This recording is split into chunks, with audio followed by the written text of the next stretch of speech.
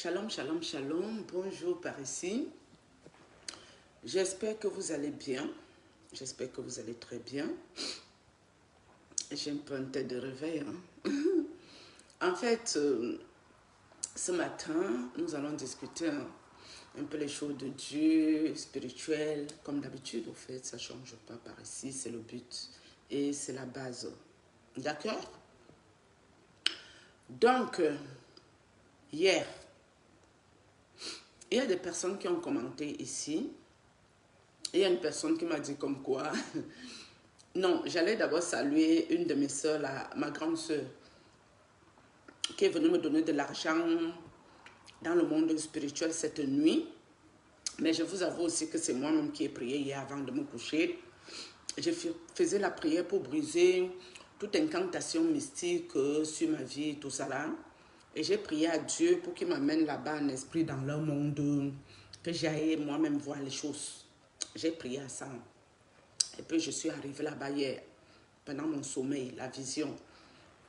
Ma grande soeur m'a donné de l'argent, celle qui est juste avant moi. Elle m'a donné de l'argent, des pièces, c'était des pièces d'argent.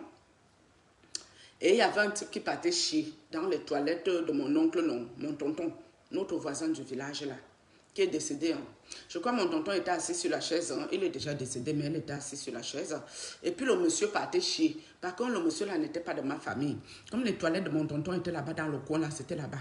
Mais quand lui chier que dans les toilettes, vous voyez, quand tu fais la tête pour pousser le caca, je voyais les manières qu'il faisait avec sa tête.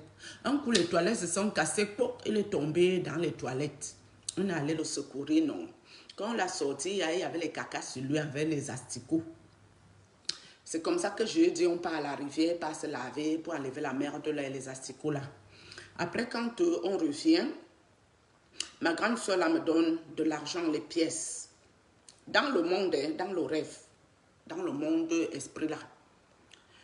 Je me réveille après ce rêve. Mes amis, quand je me suis levée le matin de mon sommeil, et il y avait une pièce de 50 centimes qu'on m'a donnée là-bas en esprit, qui était collée ici sur ma cuisse que je frappe là, non. Donc j'ai ramené ça là-bas, là, jusqu'à dans mon lit ici. Je me lève le matin, quand j'arrive ici au séjour, je pars de la chambre jusqu'au séjour. Quand j'arrive, j'entends quelque chose qui tombe au sol, partant de ma cuisse. Donc la pièce était collée, mon corps, c'est pas les mains, tout de même. Le tout tombe au sol, j'allume. Je dis, c'est quoi ça? Quand je vois pièce de 50 centimes, je dis, oh d'accord. Donc l'argent qu'on m'a donné la nuit là-bas, ça arrivait jusqu'à dans la journée, dans ma maison. J'ai dit, ok, oh, pièce de 50 centimes.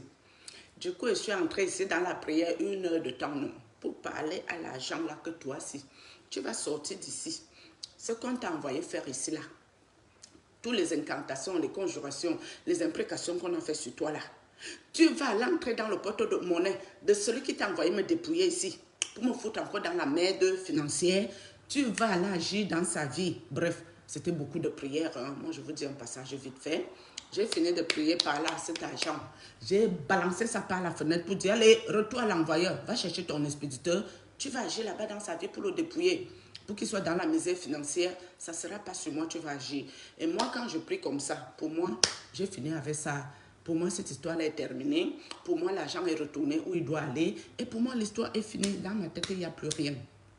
Même qu'il y a eu l'argent qui est arrivé dans la vraie vie, c'est terminé pour moi. J'ai renvoyé, retour à l'envoyeur. Va agir chez celui qui t'a envoyé dans ma vie. Et tu agis proprement avec effet immédiat, puissance 1000. J'envoie ça là-bas aux adultes et ma part s'arrête là, non. Donc maintenant, il y a une personne qui m'a écrit ici, hier, je crois, pour me dire que, oh, on n'a pas besoin de mes conseils ici, on s'en fout de ça, je n'ai rien à faire de ma vie, je viens m'asseoir ici pour raconter les bêtises, pour embêter les gens, quoi. Mais elle a fini de bien écouter, avant de se rendre compte que je raconte les bêtises et personne n'est intéressé par mes bêtises là ici. Ma soeur, bonjour. Tu sais quoi? Avant de commenter sur une vidéo, il fallait peut-être descendre un peu plus bas les autres vidéos. Où je dis que ma vie est un chantier. Ma vie est un grand chantier. Les hommes de Dieu ont mis ma vie en chantier. Donc là, tout ce que j'ai à faire de ma vie ici, assise ici par terre dans la maison ici, c'est pour parler d'eux. Donc ils m'ont donné le travail, le work. Je suis au travail par rapport à eux là qui m'ont foutu la merde. Je m'occupe seulement d'eux. Où je suis assise ici par terre, c'est eux que je m'occupe. J'ai dit que ma vie était en chantier, non? Est-ce que je n'ai pas dit ça ici?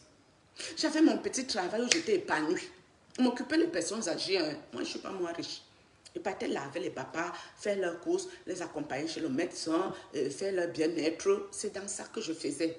À cause des hommes de Dieu, j'ai arrêté mon travail. Je n'avais plus la santé. Qu'est-ce qu'il y a dans mon œil? J'ai arrêté mon travail. D'accord? C'est pour ça que je suis assise ici pour parler des hommes de Dieu, non? Qu'est-ce que tu n'as pas compris, madame? Il faut écouter beaucoup plus bas. Il y a toutes les vidéos là-bas. Je ne vais pas refaire le même film ici aujourd'hui. Donc toi, on te laisse sur le côté.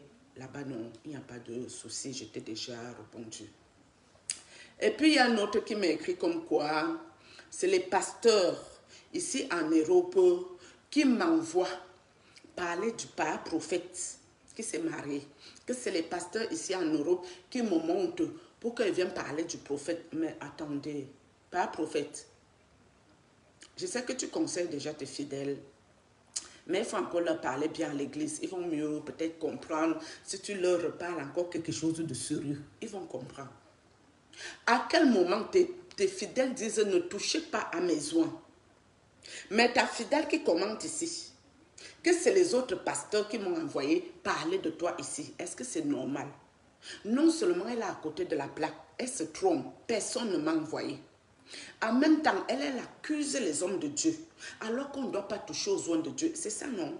Mais elle vient toucher aux oins de Dieu en les accusant injustement. Hein? Dieu peut la châtier parce qu'elle ment. Et le mensonge est du diable. Personne ne m'a envoyé parler de toi par prophète. Personne. Tes histoires avec tes collègues pasteurs, je ne suis pas dans vos églises. Je ne connais pas ces personnes. Même l'église qui est à côté de chez moi où tu venais prêcher, est-ce que vous m'avez déjà vu là-bas? Personne ne me connaît là-bas. Et pourtant, c'est là à côté. Alors que j'avais les problèmes jusqu'au cerveau. Est-ce que moi, je crois même à cette église-là? Moi, je ne crois pas à ça. Hein? Même l'église où tu as eu tes problèmes, je n'y crois pas. Donc, à quel moment on va aller accuser le type de truie qui m'aura envoyé ici parler de toi? Ça va commencer comment? Est-ce que je ressemble à quelqu'un qu'on peut utiliser pour aller déranger quelqu'un? J'ai déjà dit ça ici. Personne ne peut m'envoyer au front. Quand j'ouvre ma bouche, c'est à mes risques et périls. Je suis la seule et l'unique responsable de ce qui sort de ma bouche. Mais ce que les gens entendent, ça ne m'engage en rien. D'accord? Je ne peux pas greffer le cerveau à qui que ce soit. Donc, c'est toi-même, pas prophète, qui a voulu que je parle de toi. Parce que quand tu t'es marié et que ta femme voulait devenir coach d'amour, de couple, de foyer, alors qu'elle-même ne te connaissait pas, c'est là que je suis sortie. Pour dire ça là, on ne peut plus accepter ça. Tu nous as fait le coup déjà avec ton ex-femme qui est décédée. Il faut arrêter ça, par prophète. Ce que je te vois venir là, pour faire là, non, on ne peut pas accepter ça encore. Tu ne comprends pas que de tes erreurs là, tu dois prendre de la graine. Quelque chose qui t'a trop posé problème. Tu as été envahi, encerclé ici. Tu ne peux pas recommencer les mêmes bêtises. C'est pour ça que j'ai parlé. Ça, quel quoi il voit avec les pasteurs ou les prophètes ou qui que ce soit d'autre. Non, personne ne m'a envoyé te parler ici. Personne. C'était ma décision personnelle. Les gens même qui te connaissent, ils m'ont dit de ne pas te parler, de te laisser. Ils me l'ont dit. Personne ne m'a encouragé dans quoi que ce soit ici. Et quand tu me réponds pas, prophète, parce que je sais que c'est à moi que tu réponds non. La dame qui parle mal de toi là, c'est qui? Est-ce que moi je parle mal de toi par prophète? Je te donne un conseil ici. Tu écoutes si tu veux, tu n'es pas obligé, le père. Tu n'es pas forcé. Tu n'es pas obligatoire. Tu dis que moi, la dame qui parle mal de toi, et les qui sont venus commenter qui t'avaient dragué, je ne sais pas où, quoi que ce soit, je ne sais pas ce que vous traitez ensemble, je n'ai jamais été dans vos choses, je ne connais pas vos affaires. Moi, je parle ce que je vois dans l'internet. À part ça, il n'y a rien. Pas prophète, je ne te veux aucun mal. J'ai déjà dit ça ici. Aucun. Aucun mal. Moi là, je n'ai pas le mal à moi. C'est toi qui vois les professionnels. Tu ne m'as pas encore scanné là-bas. Tu n'as pas encore vu que moi, si je ne te veux aucun mal. Tu l'as vu ou pas? Je ne te veux aucun mal. Que ce soit clair. Aucun. Je vais te vouloir le mal. Est-ce qu'on se connaît? Tu as dit que la dame, elle parle. Elle ne rentre pas en profondeur du pourquoi elle parle de toi. Mais par prophète, il n'y a aucune profondeur dedans. Aucune. Il n'y a même pas d'arrière-pensée. Il n'y a même pas les mauvaises intentions quand je parle. Hein. Il n'y a rien. Derrière, c'est du vent. Je finis de parler, je quitte. Et ça s'arrête là. Mais c'est toi le prophète qui voit les visions, qui voit les choses. Tu as déjà dû voir que je ne te veux aucun mal. Parce que si toi tu étais un délinquant spirituel, moi j'allais déjà le savoir. Pourquoi j'allais le savoir? J'allais le savoir parce que tu serais venu m'attaquer. Même si tu te caches, tôt ou tard je vais t'attraper. Mais tu ne le fais pas. Et je l'ai dit ici. La première vidéo, oui, on s'est vu dans le monde. Ça je l'ai dit. Mais depuis non. Tu ne t'occupes pas de moi. Voilà quoi, tu ne viens pas me visiter la nuit. Et tant mieux. Ça veut dire que tu n'es pas un monsieur méchant. Ben, il y a les délinquants spirituels ici dehors que tu parles de lui. Il va te pourrir ta vie. Hein. Tu ne vas plus dormir. Hein. Tu vas souffrir. Dans le combat spirituel. Mais moi, je suis juste. Je dis ce qu'il y a à dire. Je quitte. Ceux qui te font les problèmes, s'ils utilisent ce que je dis, moi, je ne les connais pas, ces gens. Hein. Est-ce que moi, je crois même aux gens là? Non. Je ne crois pas en eux. Hein. Parce que quand j'ai eu mes problèmes ici, j'aurais pu aller à l'église où tu prêches. Pourquoi je ne suis pas partie? Même un prophète m'avait fait les prophéties ici, comme m'avait indiqué. À l'église, il faisait l'enseignement. Moi, j'ai posé juste une question par rapport aux prières, selon ma connaissance personnelle, ma spiritualité personnelle. Il m'a répondu, tout de suite, c'est parti dans la prophétie. Il a commencé à voir beaucoup de choses qui sont réelles et qui sont de ma vie. Mais ce qui m'avait dérangé dans sa prophétie par prophète, c'est qu'il a vu jusqu'à l'adresse de chez moi où j'habite. Ça, je n'ai pas aimé. À partir du moment où il a vu mon adresse, j'ai tout coupé. J'ai coupé les ponts. Plus jamais, alors que j'étais dans un métier, pas possible. Son fils spirituel, pasteur, m'a encore appelé parce que lui-même m'a envoyé les trucs où il y a la convention par où. Ça m'a saoulé, je l'ai bloqué. Il a encore allé chez la personne qui m'avait donné le contact au salon de coiffure pour venir m'appeler que je dois aller. Le prophète est déjà venu à côté de ma maison pour faire les prophéties, bla bla bla. Alors que le prophète avait fait son intéressant, il ne voulait pas me donner son numéro de téléphone. Moi, j'ai tout coupé. J'ai dit à son pasteur que non, vraiment tous mes problèmes sont résolus. Je n'ai plus aucun problème. J'avais les problèmes jusqu'à l'os. Mais à partir du moment où la prophétie voit mon adresse où j'habite, j'ai dit c'est quoi ce truc? C'est vrai qu'il voit clair, mais il voit avec quoi? Et c'était écrit là-bas Shekinah. Quand j'avais d'abord vu l'affaire de Shekinah, là, j'ai dit, bienvenue au club. Je ne suis pas dans Shekinah, moi. Niet. Donc maintenant, mes amis, comme je vous dis ici, quand vous voyez ces gens-là, ils ont des grosses voitures, des belles maisons, le grand luxe et tout. Est-ce que c'est les dîmes, les actions de grâce qui leur donnent ça? Moi, je vous dirai tout de suite non. Pourquoi non? Parce que il y a un certain blanchiment d'argent. C'est-à-dire quoi? Quand tu mets l'action de grâce ou la quête, la dîme, dans le panier ou quoi que ce soit, de ton vrai argent, qui n'est pas compliqué, on ramasse ton argent, on va travailler ça dans le monde. Tout ce qui doit venir dans tes mains, ça va chez eux. C'est-à-dire, la reine de la côte peut sortir avec les mallettes d'argent et pas leur donner. Les serpents peuvent les vomir de l'argent. Mais ça passe toujours que c'est les dîmes, les dons et les actions de grâce. Alors que non, l'argent est beaucoup plus compliqué que ça. Pourquoi je parle de ça ici? Parce que je me souviens un jour, j'ai une combinaison là, que j'ai perdu le bouton là. Et je n'ai pas eu le temps d'acheter le bouton pour remettre. Je voulais la mettre ce jour.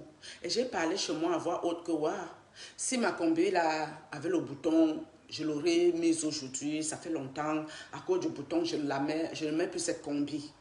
Mes amis, je voulais juste l'épingle nourrice. Les petits épingles là, non. Les plus petits, pas les grosses là. Pour pouvoir fermer dedans, mais je n'avais pas acheté. Dès que j'ai fait cette doléance dans ma maison, je n'ai pas d'épingle ici. Hein. Quand je veux passer au couloir, la commode au couloir, il y avait déjà l'épingle nourrice posée. Et encore, ils sont venus me donner l'épingle un peu doré là. Un peu doré en or là, non. Pour dire que Tu as fait la déléance de l'épingle. Voilà ça qu'on te met ici. Tu peux mettre ta combi. Ça m'a énervé. J'ai pris leur épingle là, j'ai prié, envoyé le feu, le sang de Jésus, le feu du Saint-Esprit brisé, détruit, annulé. J'ai balancé ça par la fenêtre, bang. Je dis, tu dégages, Fulka. Si je veux les épingles, je vais aller au magasin acheter. Je ne vous ai rien demandé. Ne venez pas me poser votre sorcellerie ici. Après, vous viendrez un jour me réclamer l'épingle nourrice parce que vous êtes venu poser quelque chose que moi, je ne vous ai rien demandé. Ils m'ont posé l'épingle dans ma maison. Histoire réelle. Parce que quand tu es dans la spiritualité, quelqu'un qui n'est pas spirituel ne peut pas comprendre ce que tu vis. L'épingle était déjà posée. Une autre fois, fin d'année dernière, à Noël, je n'avais pas un sou. J'étais tellement dans la galère. C'est le père de mon enfant qui a fait toutes les courses ici pour Noël parce que je n'avais pas un sou. Et ils sont venus me lancer le coronavirus la nuit pour me foutre la merde comme d'habitude.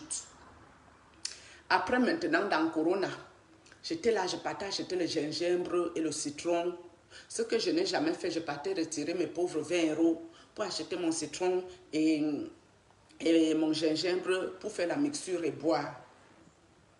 Quand je mets ma carte bleue, mes amis, ma carte bancaire, je mets mon code. Je clique pour avoir 20 €. 20. Vous savez combien le distributeur m'a donné? 1000 €. 1000 €. Le paquet des billets de 50 €. J'ai vu ça comme la magie. Et le distributeur me donne cet argent. Quand je récupère le ticket du compte, ce n'est pas dans mon compte que le distributeur a pris cet argent. C'est dans le compte de quelqu'un d'autre. Genre, je demande 20 €. C'est mon niveau. Je n'ai pas d'argent.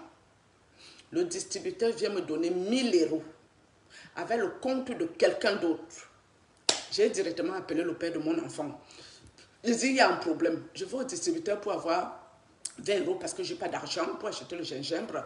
Voilà que le distributeur vient me donner jusqu'à 1000 € avec le compte de quelqu'un d'autre. J'ai dit, essaie d'appeler ma banque, la BNP. S'ils sont ouverts, je ne vais pas remettre cet argent chez eux. Il m'a dit non, la banque était fermée. On était un vendredi. J'ai dit, ok, je vais attendre un peu. J'ai laissé cet argent ici. Mais cet argent me dérangeait. J'étais mal à l'aise. Après, à un moment donné, mon King Royal que je vous ai dit que Dieu m'avait envoyé ici pour m'aider financièrement, que les prêtres ont chassé. Voilà, parce que le King Royal, là, dès que je suis dans la merde financière, même comme il disparaît et réapparaît ici, dès que je suis dans la merde, il va m'appeler. Il va m'appeler comme par hasard, il vient résoudre le problème et il disparaît encore. C'est comme ça qu'il fonctionne avec moi maintenant. Depuis que le prêtre l'a chassé, il vient seulement quand il y a les problèmes d'argent. Il résout, il fuit encore, il s'en va. C'est comme ça que le King vient, il me donne une bonne somme d'argent, il fait tous les cadeaux, il m'a acheté les cadeaux de Noël, les cadeaux pour les enfants, les bonnes choses et tout. Et puis, il m'a même accompagné à Charles de Gaulle, récupérer ma petite fille qui était en vacances dans les îles. D'accord? Avec sa grosse voiture, j'étais tellement bien. J'ai récupéré leur argent là, figurez-vous, que le distributeur m'a donné ici, alors que je n'ai rien demandé à personne. J'ai pris l'argent, je suis allée à la banque là-bas, j'ai tout remis ça dans le truc là qu'on met l'argent là. J'ai tout réenvoyé cet argent, je suis allée donner le numéro à la caisse et je leur ai expliqué ce qui s'est passé pour avoir ces 1000 € que je n'ai jamais rien demandé à personne. Et ces 1000 €, moi, je ne peux jamais les utiliser. Et pour vous dire aussi, avant même que, je crois qu'on m'avait déjà donné les 1000 €, je ne me souviens plus très bien. Oui, on m'avait déjà donné les 1000 € aussi, je crois. Après, maintenant, je pars pour faire les courses que je vous dis ici. J'ai fini de faire ces lourdes courses, j'avais des courses de partout. Quand j'arrive en bas de chez moi, mes amis, quelqu'un m'ouvre la porte. Je ne vois pas la personne.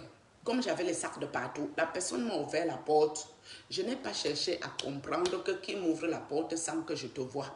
Moi, je suis seulement passée. Et la personne a lâché la porte. Je suis montée chez moi. Je n'ai pas cherché à comprendre où c'était quel esprit qui m'accompagne partout, où c'était quel esprit qui était assis à côté de moi jusqu'à il m'ouvre les portes, l'invisible. Parce que la personne ne le voit pas, mais elle ouvre la porte. Donc, pour vous dire que quand tu es dans la spiritualité, tu vois les choses. C'est hallucinant. Tu dois seulement t'habituer à ces choses-là, sinon tu pètes les plombs. Parce que c'est déjà les choses, tu ne peux pas raconter à quelqu'un qui n'est pas spirituel. Il va se dire que tu as un problème, mais les gens spirituels comprennent. Ils comprennent très bien. Et ceux qui me parlent de mort, ou je vais mourir, ou c'est quoi leur affaire. Vous savez, quand j'ai commencé les vidéos, pas à YouTube, hein, à Facebook là, j'ai été fléchée. Le prêtre m'a fléché sérieusement et sauvagement. Si j'avais peur de quelque chose, j'allais arrêter tout ça rapidement. Je vous dis que j'ai été fléchée. Mon côté là se paralysait. Fléché le cœur-ci. Il nous a envoyé le gratter. Je crois qu'il avait fait l'incantation avec le haricot sauvage. Son corps gratte de partout. Et il envoie toujours sur mon enfant et moi. L'enfant était tout rouge, à se gratter. C'est la prière, c'est que je me débrouille. Le grattage est fini.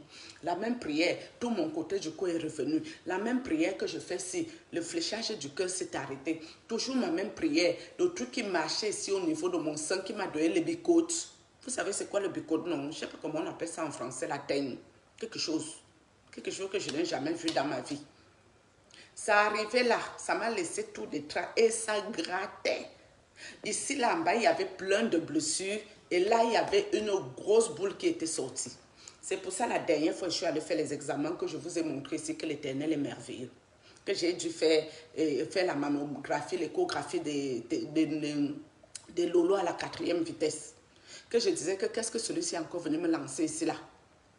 Je faisais des vidéos, je ne tenais pas debout. Mais je ne voulais pas qu'ils sachent que ces choses-là marchaient sur moi. Quand je finissais la vidéo debout, je venais m'asseoir pour agoniser. Mais si je fuyais, il allait gagner. Je serais plus ici en train de parler. Si je fuyais parce qu'il me flèche. Mais c'est fatigué, c'est les mains pour coller la paix là. Vous allez fuir la spiritualité jusqu'à quand? Même quand je ne parlais pas dans les réseaux. Ces gens-là m'attaquaient ici, dans l'ombre. S'il m'arrivait quelque chose dans l'homme, qui allait savoir que j'ai déjà existé sur la terre des vivants? Alors que quand je parle ici, ça peut aider quelqu'un. De par où moi je passe là, des moments tellement horribles, tellement difficiles. Mais je prends ça pour une formation spirituelle. Parce que ce que je vis, même vos propres prophètes et pasteurs, ils n'arrivent pas très bien à comprendre de quoi il s'agit. Hein. Des fois, eux-mêmes ils sont estomaqués avec mon cas. Parce que mon cas est particulier. Mon cas est lourd. D'accord? Mon cas spirituel est lourd. Vous avez entendu quelqu'un qui se retrouve dans un songe, un rêve, on lui donne de l'argent. Il se réveille le matin avec la pièce d'argent la collée sur sa cuisse. Hein? J'avais rêvé un jour, ma famille m'avait envoyé un Whitey me killam dans le monde esprit là.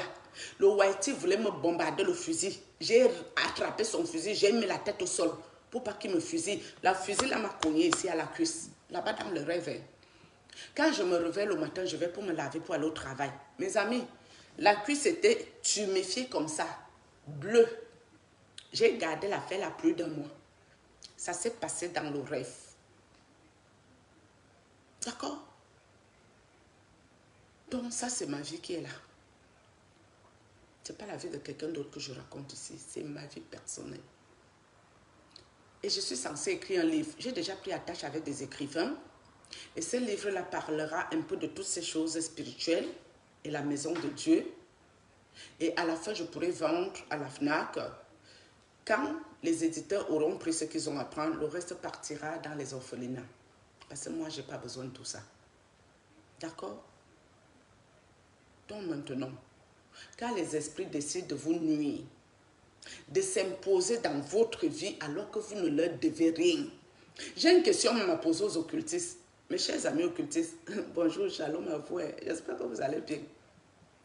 Pourquoi vous les occultistes, si vous n'allez jamais dans les villages, chercher les personnes qui sont en souffrance pour les mettre dans l'occultisme, c'est pour qu'ils gagnent aussi beaucoup d'argent si c'est bien.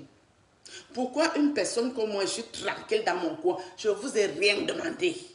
C'est sur moi ça arrivé. Me forcer d'entrer dans vos choses, est-ce que c'est obligé ces choses-là? Moi je vous ai dit non, ça ne m'intéresse pas. Je ne suis pas intéressée. La richesse ne me dit rien. Je n'ai pas besoin de rien. Et encore dans ça, c'est pour me killer mes enfants. C'était ça votre projet avec moi. Je vous ai demandé l'argent. Je vous ai demandé l'occultisme. Je vous ai demandé que vous voulez vivre avec les légions des esprits à ma maison. Je vous ai demandé quoi au fait? Pourquoi quelqu'un que Dieu n'a pas béni au village, ou même en ville là-bas à Yaoundé, il y en a plein. Eux-mêmes cherchent même la route pour aller dans l'occultisme. Pourquoi vous ne partez pas chercher ces gens-là? Pourquoi c'est moi, je ne vous ai rien demandé, c'est moi que vous avez trouvé au fait? Je veux comprendre. Hein. Vous me voulez quoi? C'est obligé d'être occulte, c'est obligé de verser du sang. C'est obligé d'être dans les sales choses.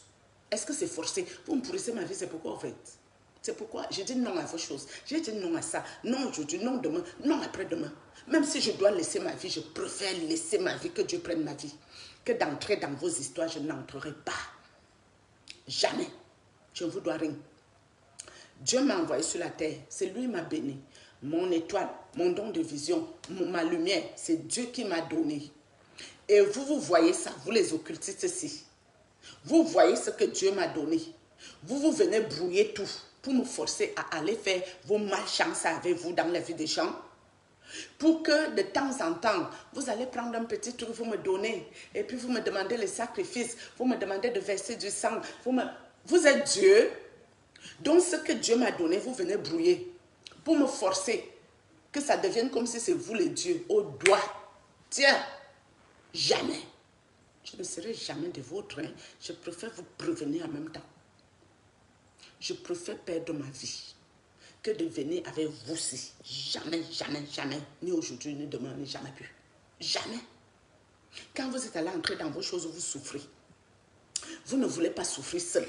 Dès que vous voyez quelqu'un de joyeux comme moi qui aime danser, faire sa fête, célébrer sa vie, célébrer le souffle de vie que Dieu lui a donné, vous venez me forcer que moi je dois aller entrer dans vos conneries là. Je n'entrerai pas, mes amis. Je ne vous ai rien demandé. Hein. Je n'ai pas besoin de vos richesses, votre argent sale. Mais un peu que Dieu me donne si, ça me suffit. Ça suffit même encore pour aider quelqu'un qui est en souffrance. D'accord? Nous sommes d'accord là. Souffrez seul avec vos esprits. Et leurs esprits sont capricieux. Les esprits des occultistes ici, ils ont les caprices. Hein? Quand l'esprit demande à le type pour qui il travaille que, oh, ta copine là, ta femme avec qui tu parles là, je peux aller la gnorcer cette nuit. Mais son type le dit, oui, c'est une poubelle, vas-y. La gnorcer propre. C'est elle qui prend toutes les mauvaises décharges. Les démons, ils sont capricieux. Ils ont les caprices. Moi, j'ai quoi vous avec vous les dénoncer. Je vous dois quoi? Parce que vous, les sirènes des eaux, vous m'écoutez ici, on vous connaît. Vous, les esprits, si vous m'écoutez ici, non. Quand vous me regardez bien, moi, je ressemble à quelqu'un qui va collaborer avec vous. Vous êtes malade. Je vous envoie le feu du Saint-Esprit. Que le feu du Saint-Esprit vous foudroie, non. Que ça vous consume. Que ça vous réduise ensemble. Vous, les mauvais esprits-ci. Le sang de Jésus sur vous. Vous allez me coller la paix, vous allez me foutre le camp et vous allez laisser ma vie tranquille. Je n'ai pas besoin de ça. D'accord? On va arrêter sinon. Je crois que j'ai trop parlé encore. Salut.